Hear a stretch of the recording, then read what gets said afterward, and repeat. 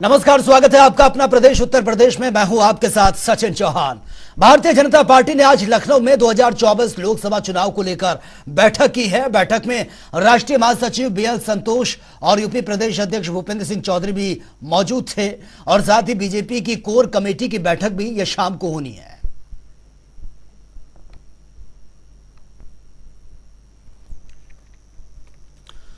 तो 2024 लोकसभा चुनाव को लेकर बैठकों का दौर जारी है।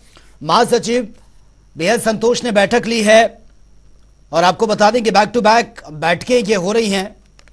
मिशन 2024 जिसको लेकर बैठकें हो रही हैं, फीडबैक लिया जा रहा है और साथ ही चिंतन मनन ये चल रहा है। बीजेपी की अहम बैठकें और इससे पहले भी तमाम जो बैठकें हुई हैं, क्योंकि मिशन 2024 जिसको फतेह करने के लिए पार्टी कोई कोर कसर नहीं छोड़ना चाहती और बैठक ये हुई है। महासचिव बीएल संतोष ने ये बैठक ली है और 2024 मिशन 2024 जिसको फतेह करने के लिए पार्टी जी जान से जुटी हुई है और जमीनी स्तर से लेकर बड़े स्तर तक बैठकों का दौर जारी है। तो 9 साल जो केंद्र सरकार के ये हुए हैं, उनकी उपलब्धियां जनता के बीच रखी जा रही हैं। अब तक कितना काम हुआ, आगे क्या कुछ स्ट्रैटेजी रहेगी, किस तरह से काम करना है, इसको लेकर विचार विमर्श मंथन ये किया जा रहा है। तो महासचिव बीएल संतोष पहुंचे थे, बैठक में उन्होंने हिस्सा लिया है और आज शाम भी ये बैठक होनी है। शाम के वक्त एक और बैठक होगी। तो मिशन 2024 को लेकर बैठकों का दौर बीजेपी का लगातार जारी है। और वहीं जहां पूरे प्रदेश में 35 करोड़ वृक्षारोपण जन अभियान के तहत जगह जगह वृक्षारोपण किया जा रहा है, तो वहीं संगम नगरी यानी कि प्रयागराज के भगवंतपुर में भी एयरफोर्स की जमीन पर करीब 11,500 पौधे आज ये लगाए गए हैं। वृक्षारोपण यहां पर भी किया गया। खुद यहां पर पहुंचकर डिप्टी सीएम केशव प्रसाद मौर्य ने वृक्षारोपण किया है और विधि विधान के साथ पूजा अर्चना भी की है और उनके साथ ही महापौर गणेश केसरवानी भी मौजूद थे। वहीं प्रयागराज में कुल 75 लाख इस अभियान के तहत वृक्षारोपण किया गया है। आज 22 जुलाई 2023 उत्तर प्रदेश के लिए वृक्षारोपण की दृष्टि से ऐतिहासिक है, जहां पूरे प्रदेश भर में 30 करोड़ से अधिक वृक्षों को आज रोपित किया जा रहा है। आदरणीय मुख्यमंत्री योगी आदित्यनाथ जी की अगुवाई में हमारे संपूर्ण मंत्रिपरिषद के सभी साथी, सभी हमारे जनप्रतिनिधि, मुझे भी कौशाम्बी और प्रयाग 2 जगह आज वृक्षारोपण अभियान की शुरुआत करना था। आज प्रयागराज के विभिन्न स्थानों पर 75 लाख से अधिक वृक्षों को रोपित किया जाएगा। अभी हमारे प्रदेश के अंदर 35% वन क्षेत्र होना चाहिए, लेकिन अभी 9%। इसको बढ़ाने में सरकार की ओर से लगातार प्रयास किया जा रहा है, लेकिन समाज को भी इसमें आगे आना पड़ेगा। और वहीं हमीरपुर जिले में वृक्षारोपण जन आंदोलन के तहत वृक्षारोपण ये किया गया है। वृक्षारोपण में जनपद को 82 लाख पौधे लगाने का टारगेट मिला है। वृक्षारोपण कार्यक्रम को लेकर कलेक्ट्रेट में आज मंत्री मनोहर लाल ने स्थानीय नेताओं का अधिकारियों के साथ मिलकर वृक्षारोपण किया है और कलेक्ट्रेट सभागार में ही आए लोगों को वृक्षारोपण अभियान से जोड़ने की अपील भी की है।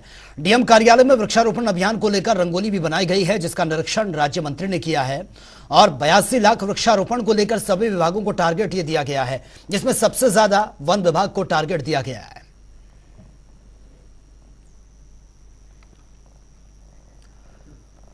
और मैनपुरी में समाजवादी पार्टी के मुखिया अखिलेश यादव पहुंचे। स्वर्गीय जवाहर सिंह यादव को उनकी पुण्यतिथि पर उनको श्रद्धांजलि अर्पित की है, पुष्प अर्पित किए और बीजेपी पर भी जमकर निशाना साधा है। अखिलेश ने कहा कि एनडीए की हवा निकल गई है, महंगाई चरम पर है, देश और प्रदेश के हालात बेहद खराब है। मैं पहले भी एक और फिर कहता हूं कि देश की 2/3 जनता भारतीय जनता पार्टी से नाराज है। किसान को भरोसा दिलाया कि उसकी आय दोगुनी होगी। आप सड़कों पे चले जाएं, किसान अपनी मक्का सुखा रहा है। जो उसको लाभ, जो उसकी मदद होनी चाहिए थी सरकार के माध्यम से, वो नहीं हो पा रही है। थोड़ा पीछे करो। महंगाई लगातार बढ़ती चली जा रही है और अगर कोई महंगाई पर सवाल उठाता है तो उसे जेल भेज रहे हैं। और उसके लिए एक उदाहरण है कि वाराणसी में टमाटर को लेकर के जब आंदोलन किया प्रधानमंत्री जी के क्षेत्र में, तो अधिकारी इतने नाराज हो गए। अधिकारी सरकार को खुश करना चाहते थे, उन्होंने दुकानदार और उसके बेटे को जेल भेज दिया। और वहीं बीजेपी नेता दिनेश शर्मा ने विपक्ष पर निशाना साधते हुए कहा कि हारने वाला हमेशा से तरह तरह के रूप बदलता है। ग्रंथों में इस बात का उल्लेख है कि रूप बदलने वाले लोगों का हश्र आखिर में क्या हुआ है। सीमा हैदर मामले पर उन्होंने कहा कि उत्तर प्रदेश की एटीएस बहुत सक्षम है और सरकार जो इसका जो डर है यहां तक कि पाकिस्तान में पहुंच चुका है और योगी बाबा का डर पाकिस्तान में सिर चढ़कर बोल रहा है।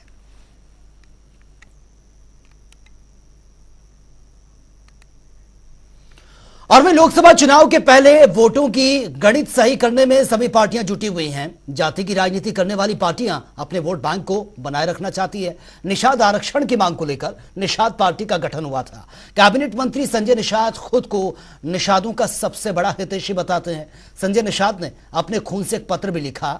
इस पत्र में उन्होंने लिखा कि उनके शरीर का खून और जीवन का एक एक बूंद समाज को समर्पित है।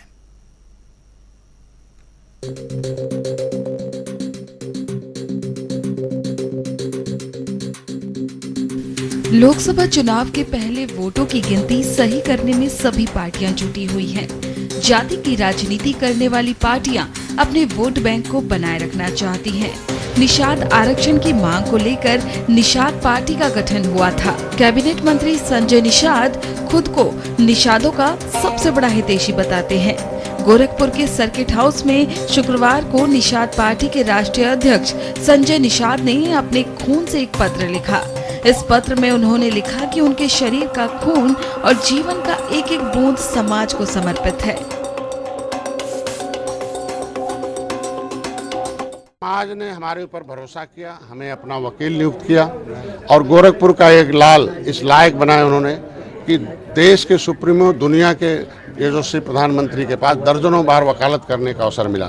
तो मेरे जिंदगी का एक एक क्षण और मेरे इस शरीर का एक एक कण, मेरे जिंदगी के एक एक क्षण इस समाज के लिए समर्पित है। मैं खून से लिखा पत्र इसलिए लिखा कि मेरे समाज ने खून दिया है देश को आज़ादी के लिए। देश आज़ाद हुआ, पिछली सरकारों ने उजाड़ा, अंग्रेजों मुगलों ने उजाड़ा। मोदी जी ने 26,000 करोड़ रुपया दिया। मोदी जी ने आपको मछुआ दुर्घटना में, मोदी जी ने, योगी जी ने आपके ने मछुआ कल्याण कोष की स्थापना की। ने तो नीतियों के माध्यम से आप है। आज योगी जी के पत्र पर मोदी जी विचार किए कि 70 साल बाद पहली बार सरकार ने लिखा कि केवट मल्ला मझवार अनुसूचित जात का हकदार। तो प्रमाणिक दस्तावेज हमें मिल गया, तो अब प्रमाण पत्र भी मिलेगा। तो जनता गुमराह न हो, जनता एक एक वोट मछुआ समुदाय प्रधानमंत्री मोदी को फिर से पुनः बनाने के लिए वोट दे। एक वोट भी नाराज होकर कहीं न जा, न हमसे नाराज हो, न मोदी से, न योगी से। सत्ता के साथ रहेंगे, हो जाएगा। जय निषाद राज का नारा लगाते रहिए, जय श्री राम का नारा लगाते रहिए और अपने अधिकार को आगे पाते रहिए। तो खून से लिखे पत्र अपने समाज को अपील किया हूँ कि हमने अगर खून दिया है तो आप अपना वोट एनडीए को दीजिए और पुनः प्रधानमंत्री मोदी जी को बैठाइए। बता दें कि इससे पहले 21 जुलाई को निषाद पार्टी के राष्ट्रीय अध्यक्ष और यूपी के मंत्री डॉक्टर संजय कुमार निषाद ने दिल्ली में बीजेपी के राष्ट्रीय अध्यक्ष जेपी नड्डा से लोकसभा चुनाव और मझवार समुदाय के आरक्षण पर चर्चा की थी। और वहीं वाराणसी कोर्ट ने ज्ञानव्यापी सर्वे के पक्ष में फैसला सुनाया है। कोर्ट ने एएसआई के सर्वे को मंजूरी दे दी है। विवादित हिस्से को छोड़कर पूरे परिसर की एएसआई सर्वे की मंजूरी मिली है।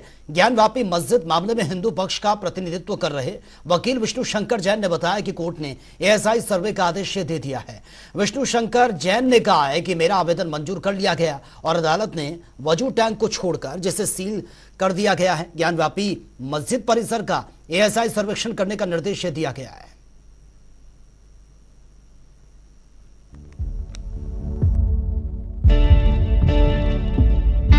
वाराणसी के बहुचर्चित ज्ञानवापी परिसर में वजू स्थल को छोड़कर परिसर के सर्वे वाली याचिका पर आदेश आ गया है। जिला जज डॉक्टर अजय कृष्ण विश्वेश की अदालत ने मां श्रृंगार गौरी मूलवाद में ज्ञानवापी के सील वजूखाने को छोड़कर बैरिकेडिंग वाले क्षेत्र का भारतीय पुरातत्व सर्वेक्षण यानी एएसआई से रडार तकनीक से सर्वे कराने के आवेदन को मंजूर कर लिया है। कोर्ट ने एएसआई को रिपोर्ट दाखिल करने की बात कहते हुए सुनवाई की अगली तिथि 4 अगस्त तय की है।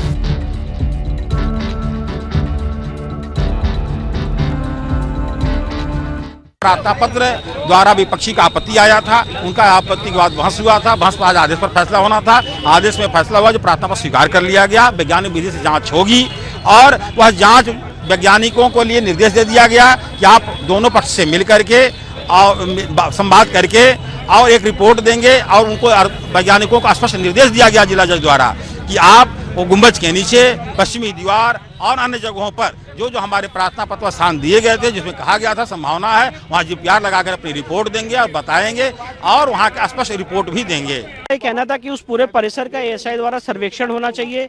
वो बैरिकेडेड का जो बैरिकेडिंग के अंदर का एरिया है, पूरे बैरिकेडिंग के अंदर एरिया का सर्वे होना चाहिए। आज कोर्ट ने उस ऑर्डर को आज कोर्ट ने उस एप्लीकेशन को अलाउ किया है। अब एएसआई ही इस केस की दिशा और दशा निर्धारित करेगा। जो शिवलिंग है क्या उसका भी सर्वे होगा? शिवलिंग का सर्वे नहीं होगा। शिवलिंग का सर्वे ऑलरेडी वो मामला सुप्रीम कोर्ट में विचाराधीन है, जिसकी अगली सुनवाई 29 अगस्त को है। पर शिवलिंग को छोड़ के बाकी पूरे परिसर का एएसआई द्वारा ऑर्डर होगा।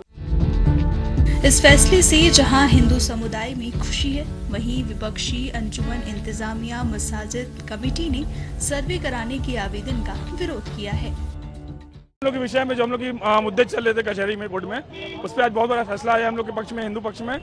उससे बहुत हम लोग खुश भी हैं, बहुत उत्साहित भी हैं और बहुत जल्द ही आगे की जो कार्रवाई होगी एसआई टीम के जरिए वो की जाएगी। 4 अगस्त तक इसके कोर्ट ने कहा है, आदेश दिया है उस पर जो भी प्रक्रिया करने के लिए। क्या लगता है क्या निकलेगा? बिल्कुल, जो बाबा हमारे थे और हैं वो भविष्य में भी रहेंगे। हम लोग बहुत आज खुशी का दिन है। जो इन्होंने तलवारों की नोकों से हमारी सच्चाई को छुपा के रखा था, आज कलम की ताकत से हमने जीत के दिखाया है। हर हर महादेव। आपको बता दें कि इससे पहले पिछली सुनवाई में करीब 1.5 घंटे तक हुई बहस के बाद जिला जज ने आदेश के लिए पत्रावली सुरक्षित कर ली थी और 21 जुलाई की तारीख तय की थी। सभी पक्षों की मौजूदगी में जिला जज ने यह आदेश दिया है, सर्वे में बिना क्षति पहुंचाए पत्थरों, देव विग्रहों, दीवारों सहित अन्य निर्माण की उम्र का पता लगाया जाएगा।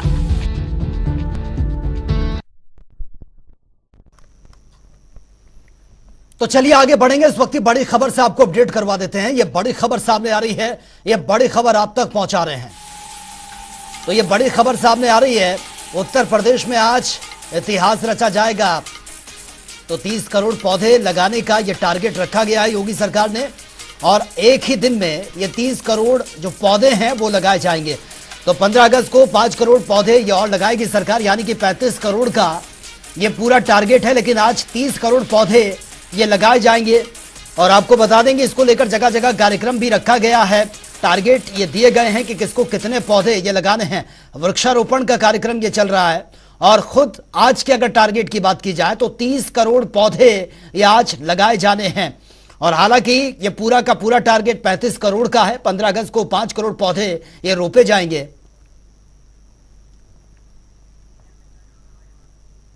और ज्यादा जानकारी के साथ संवाददाता टीएन मिश्रा इस वक्त हमारे साथ बने हुए हैं। टीएन मिश्रा, पौधारोपण का कार्यक्रम युद्धस्तर पर यह चल रहा है, 35 करोड़ पौधे लगाने का यह टारगेट है। लेकिन आज जो है, आज ऐतिहासिक दिन ये होने जा रहा है क्योंकि 30 करोड़ पौधे आज ये रोपे जाएंगे। जी, अभी तक देखिए सचिन, कैसा है कि वृक्षारोपण का कार्यक्रम था बहुत तेजी से चला जा रहा है। अभी तक जो है 27.9 करोड़ पौधे वृक्षारोपण किया जा चुका है। अब केवल 2.1 करोड़ बचे हैं जो ये वृक्षारोपण का कार्यक्रम 5:30 बजे तक पूरा हो जाएगा। अब सबसे बड़ी चीज़ ये है कि लखनऊ का टारगेट सबसे ज़्यादा था, 4 करोड़ का लखनऊ पौधे होने थे और जो है सहारनपुर का सबसे कम है जहां 88 लाख पौधे लगाए जाने हैं। तो पौधे लगाने की रफ्तार बहुत तेजी से पूरी की जा रही है। खुद सीएम योगी आदित्यनाथ ने और राज्यपाल आनंदी पटेल ने भी ये लगातार कार्यक्रम में आज हिस्सा लिया। दोनों डिप्टी सीएम रहे, सारे मंत्री सारे जिलों में जो है लगे रहे। तो ये अभियान जो इतना तेजी से चला तो वो लक्ष्य उतनी ही तेजी से पूरा होने की उम्मीद है और शाम तक ये जो है 30 करोड़ का लक्ष्य पूरा हो जाएगा। जो 5 करोड़ बचे हैं वो जो 15 अगस्त तक लगने वो भी पूरा हो जाए। सरकार का मानना यह है कि वृक्षारोपण करने से जो है ये सबसे बड़ा महाअभियान चला करके, और पिछली बार का रिकॉर्ड 30 करोड़ का था, इस बार 35 करोड़ का है। तो इस बार का जो रिकॉर्ड तोड़ जो अभियान है, अपने ही रिकॉर्ड को सरकार तोड़ रही है और ये रिकॉर्ड को तोड़ने का सारा पुख्ता हो चुका है प्रबंध। और जो है अब तक 30 करोड़ जो है रात तक जो है हर हालत में पौधे लग जाएंगे। जी बिल्कुल टीएन मिश्रा, जो ये बड़ा टारगेट रखा गया है, जो आप बता रहे हैं कि आज ही 30 करोड़ पौधे तो आज ही लगने हैं, बाकी जो 5 करोड़ हैं वो 15 अगस्त के दिन लगाए जाएंगे, यानी कि ऑल ओवर ये 35 करोड़ का टारगेट है। लेकिन ये पौधे लगाए जा रहे हैं, अच्छी बात है, वृक्षारोपण हो रहा है, लेकिन आगे इसको रख रखाव को लेकर क्या कोई ऐसी गाइडलाइन तैयार की गई है? क्योंकि होता यही है कि पौधे तो लगा दिए, फिर आगे पानी उनको मिल रहा है या नहीं मिल रहा है, कहीं वो सूख तो नहीं रहे हैं। क्या इसको लेकर कोई गाइडलाइन आगे तैयार की जा रही है कि इनका रख रखाव किया जाए? हाँ, ये सही कह रहे हैं। अभी क्या है, सीएम योगी आदित्यनाथ जब महाअभियान की तैयारी चल रही थी तो तभी उन्होंने कहा था कि जो जो पौधे विभाग लगवाएगा उसकी जिम्मेदारी होगी कि उन पौधों के रखरखाव की भी जो है तैयारी करे।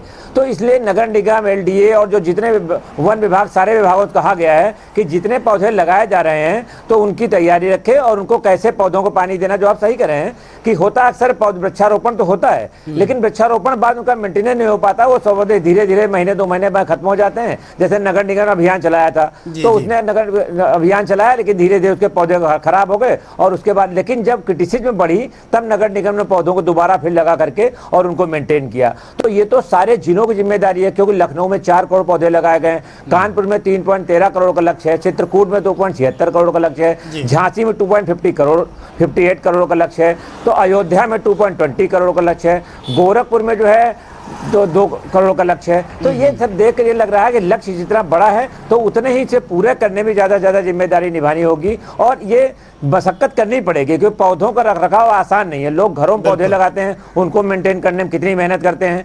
तो ये तो जो है सड़क बाहर लगाए गए हैं, बगीचों में नहीं लगाए गए पौधे, तो जब बगीचों की देखभाल में इतनी मेहनत करनी पड़ती है तो बाहर लगाए पौधों की मेहनत तो 2 गुनी करनी पड़ेगी। तो ये सभी जिम्मेदारों विभागों जिम्मेदारी निभानी पड़ेगी और इसकी मॉनिटरिंग भी होगी, क्योंकि ये कहा गया है कि 106 महीने बाद इसकी मॉनिटरिंग सीएम खुद करेंगे, फिर कितने पौधे जीवित हैं और उसके बाद जो है काम देखा जाएगा कि कैसे जो है कितने पौधे काम कर रहे हैं, कितने लगाए गए थे। जी बिल्कुल टीएन मिश्रा, जिस तरह से टारगेट रखा गया वृक्षारोपण का और अलग अलग जितने भी विभाग हैं उनको ये टारगेट दिया गया है और आपने बताया कि आगे इसकी मॉनिटरिंग भी की जाएगी, लेकिन आम जनता की अगर हम बात करें, क्योंकि पर्यावरण के लिए सबसे खास या फिर मैं ये कहूं कि बहुत ज्यादा मायने रखते हैं पेड़ पौधे, क्योंकि अगर वही नहीं होंगे तो फिर इंसान के जीवन की कल्पना करना ही व्यर्थ है। लेकिन लोगों की तरफ से किस तरीके का रिस्पॉन्स मिल रहा है सरकार की इस पहल को लेकर?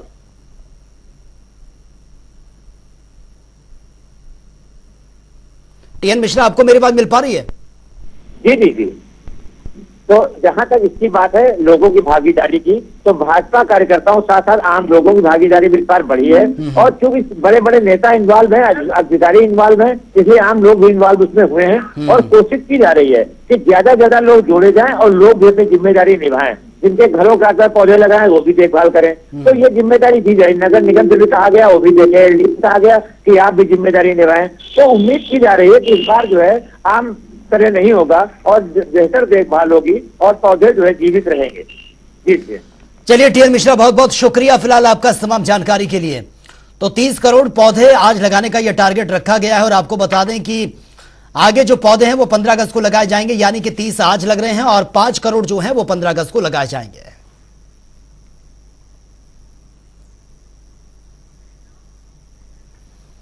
और वे जनवरी 2024 में राम मंदिर का उद्घाटन होना है। रामलला के प्राण प्रतिष्ठा महोत्सव को लेकर अभी से अयोध्या के जो होटल्स हैं उनमें बुकिंग जो है वो शुरू हो गई है। 15 से 24 जनवरी के बीच इस उद्घाटन समारोह को देखने के लिए भक्त लगातार पूछताछ भी कर रहे हैं और बुकिंग में भारी बढ़ोतरी भी देखने को मिल रही है। अयोध्या के होटल व्यवसायी और रिजॉर्ट मालिक इस अद्भुत और अलौकिक ऐतिहासिक आयोजन को देखते हुए बड़ी संख्या में श्री राम के भक्तों और श्रद्धालुओं के आने की उम्मीद लगाए बैठे हैं। यह रिपोर्ट आप देखिए।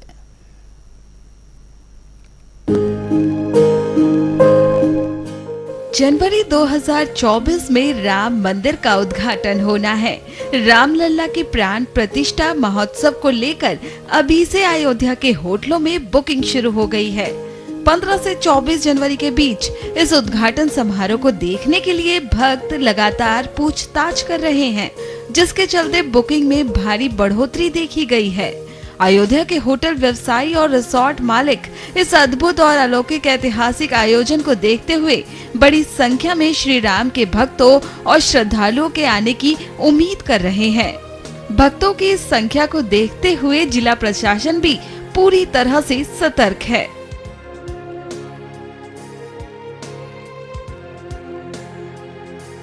देखिए हम लोगों ने व्यापक व्यवस्थाएं की है, जो ट्रांसपोर्टेशन फैसिलिटी हो गया, हमारा जो रूट्स बन रहे हैं, साथ साथ होटल्स वगैरह का परमिशन हम लोग बहुत तेज गति से दे रहे हैं। होम स्टे की फैसिलिटी भी हम लोग क्रिएट कर रहे हैं और हम लोगों ने लगभग 81 होम स्टे फैसिलिटी डेवलप भी कर लिया है और हम लोगों ने व्यापक स्तर पर प्रचार प्रसार कर लोगों को हम आवेदन भी प्राप्त कर रहे हैं। तो काफ़ी बड़े पैमाने पे हम लोगों ने टारगेट रखा है, लगभग 1000 जो होम स्टे का टारगेट रखा है, उसमें भी लोग समायोजित हो सकते हैं। जो हमारे धर्मशालाएं हैं उनसे हम लोगों ने बात कर रहे हैं, लगातार विचार विमर्श चल रहा है कि कैसे उनको फैसिलिटीज को अपडेट किया जाए, सुंदर बनाया जाए, बेहतर बनाया जाए। उस पल के गवाह बनने के लिए लोगों ने अभी से होटलों में बुकिंग शुरू कर दी है। बता दें कि 90% होटल बुक हो चुके हैं। मोस्टली बुकिंग हो चुकी है, आई थिंक 90% बुकिंग हो चुकी है और अभी कुछ बहुत क्वेरी हमारे पास अभी आ रही है। तो अभी जैसे कि मीडिया की आ रही है, ऑनलाइन बुकिंग हो रही है, नेता लोग की आ रही है, मोस्टली गेस्ट की आ रही है। तो आई थिंक मोस्टली हमारी बुकिंग हो चुकी है अभी, और बट काफ़ी अभी बुकिंग अभी आ रही है हमारे पास, बट हमारे पास रूम है नहीं सेल करने के लिए। अब बहुत पहले से ही बुकिंग आ रही है, बहुत पहले ही बुकिंग हो चुकी है ऑनलाइन, जो कि बहुत समय बाकी है अभी, फिर भी पहले ही आ रही है अभी। हमारे पास 55 रूम्स है। पहले कभी ऐसा हुआ है इस तरीके से? नहीं, पहले कभी ऐसा हुआ नहीं है, थोड़ा बहुत हुआ था, जैसे कि आपका दीपोत्सव दिन हुआ था, बट इस समय जो है 8-9 महीना भी बाकी है अभी, उसके बहुत पहले ही बुकिंग जो हो चुकी है, बुकिंग हो रही है। तो हमारे हिसाब से अयोध्या में जितने होटल है बहुत कम पड़ेंगे अभी।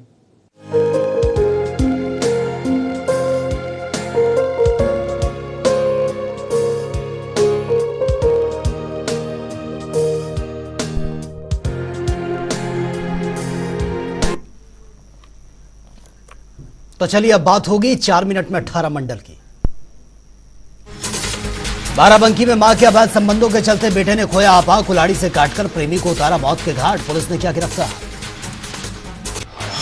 फतेहपुर में हाई टेंशन लाइन की चपेट में आने से युवक की दर्दनाक मौत, पुलिस ने शव को कब्जे में लेकर पोस्टमार्टम के लिए भेजा।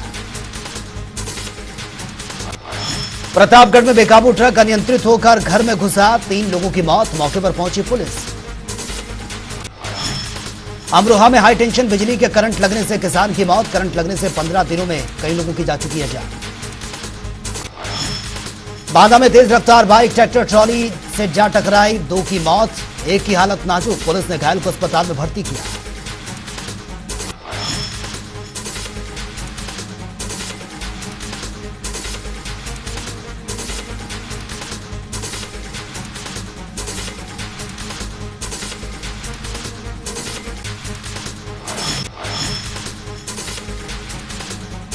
फर्रुखाबाद में तालाब में डूबकर हुई छात्र की मौत, परिजनों में मचा कोहराम, पुलिस ने शव को पोस्टमार्टम के लिए भेजा।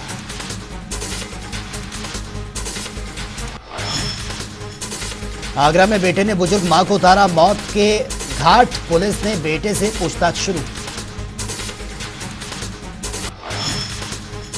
शराबस्ती में ट्रक ने बाइक सवार को मारी टक्कर, बाइक सवार की मौत, ट्रक चालक मौके से फरार, पुलिस ने शव को पोस्टमार्टम के लिए भेजा।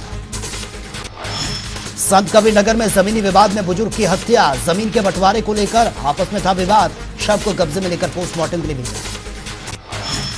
शराबस्ती में सांप के काटने से 8 साल के मासूम की मौत, छत पर सो रहा था बच्चा, मासूम की मौत से घर में मचा कोहराम।